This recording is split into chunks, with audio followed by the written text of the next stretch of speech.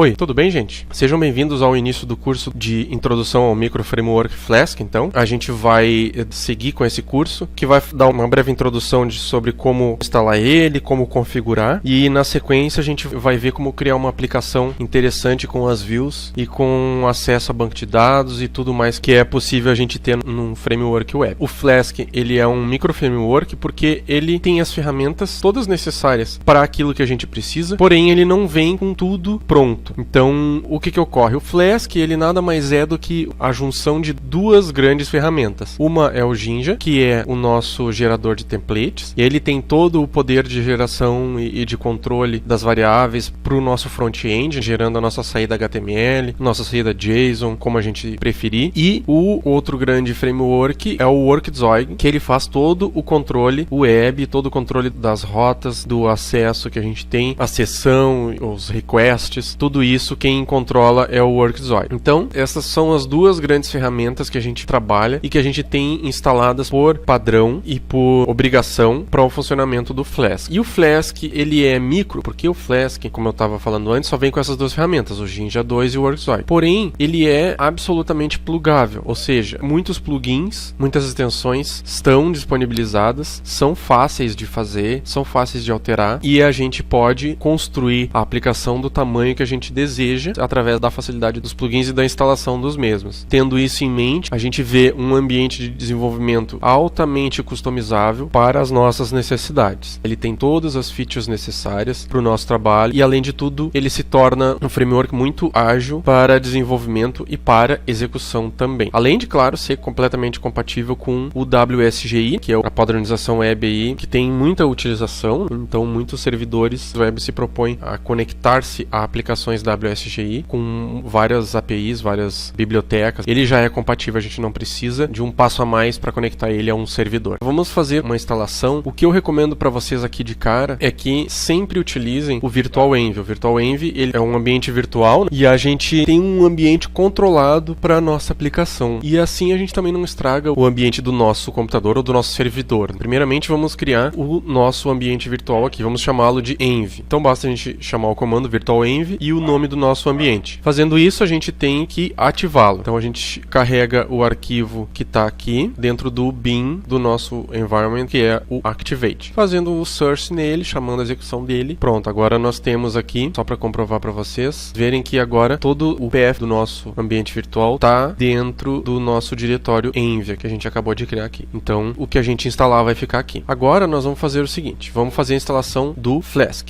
Aqui, vocês vão ver que ele vai fazer a instalação do Flask, do Jinja e do Workzoid. Feita a instalação, agora a gente tem aqui o nosso ambiente instalado com o Flask. Vamos partir, então, para a nossa primeira aplicação. Inicialmente, eu vou pegar esse mesmo código do Flask que ele tem na documentação aqui. Esse é o trechinho de código aqui, é um Hello World. Ele é muito simples. E aí a gente vai entender cada parte dele assim que... Vamos salvar aqui, hello.py. Uma das coisas que tem no Python é que o nome do arquivo não influencia em nada, até certo ponto, para a execução do nosso script. Aqui a gente faz a importação da nossa lib, do Flask. Aqui a gente cria a aplicação de fato, o objeto da aplicação, que vai trabalhar todas as nossas rotas, as nossas solicitações web. Com esse comando app.route / a gente criou uma rota inicial para nossa aplicação, que toda aplicação tem que ter uma rota inicial, uma aplicação / para poder trabalhar, iniciar e partir para algum outro lugar. Tem que ter um ponto de partida. Essa função aqui é a nossa view. Isso aqui está definindo que essa função está virando a nossa view. E a gente está retornando um conteúdo que é apenas uma string para a nossa view hello. Aqui a gente faz aquela velha verificação, se não está sendo executado como módulo, então a gente faz a chamada do run, que é o que vai fazer a nossa aplicação Flask ser executada. Salva aqui como hello.py, já está, então a gente vai e executa aqui, ó, hello.py. Ele vai executar na porta 5000, que é o padrão. A gente pode também trocar a porta. Localhost 5000. Tá ali o retorno da nossa view, aqui o nosso código que foi executado. A nossa view retornou um hello world, então tá na porta 5000. Agora eu vou mostrar um exemplo. Se colocar aqui o comando port igual a 8000 e debug igual a true, que a gente vai usar bastante esse ambiente de debug, ele vai mudar também. A gente vai precisar reiniciar ele porque ele não estava como debug. No momento que eu coloco ele e subo a aplicação no modo debug, vocês vão ver uma diferença aqui na hora que ele executa, que é restart with reloader. Ou seja, cada alteração de arquivo arquivo.py que ele pega aqui no nosso ambiente, aqui na nossa aplicação, ele já faz o reload para nós, não sendo mais necessário eu matar a aplicação e subir ela novamente para que seja atualizada. Na porta 5000 já não tem mais nada, vocês vão ver aqui ó, que vai atualizar. Então vocês estão vendo aqui, não tem mais nenhuma aplicação na porta 5000 e a gente vai necessitar trocar para a porta 8000 conforme a gente configurou na nossa aplicação. Depois toda a instalação de plugins segue o mesmo conceito. Dentro do nosso Virtual Env a gente faz um pip install, aí o nome do plugin, por exemplo, Flask SQL Alchemy, Flask Login, Flask Uploads e etc. assim vai, que ele faz a instalação para nós no nosso ambiente. Sempre utilizem o Virtual Env para que tenha um ambiente controlado. Uma dica que eu deixo aqui para vocês, por exemplo, eu já instalei tudo que eu precisava aqui no meu ambiente, então eu quero guardar esse layout de plugins e aplicativos instalados e bibliotecas e tal. Então eu posso utilizar o comando pip freeze, que ele faz o que? Ele retorna a lista de requirements, ou seja, de tudo que está instalado no nosso ambiente. Então ele tem isso daqui instalado nesse meu ambiente. Então se eu fizer o seguinte, pip freeze, e direciono essa saída do comando para um arquivo, eu tenho guardado nesse arquivo o layout dos plugins instalados e os requerimentos para minha aplicação. Depois é só executar o comando pip install -r requirements, que daí quando ele vai fazer a instalação ele lê cada linha do arquivo e vai fazendo a instalação com o pip install.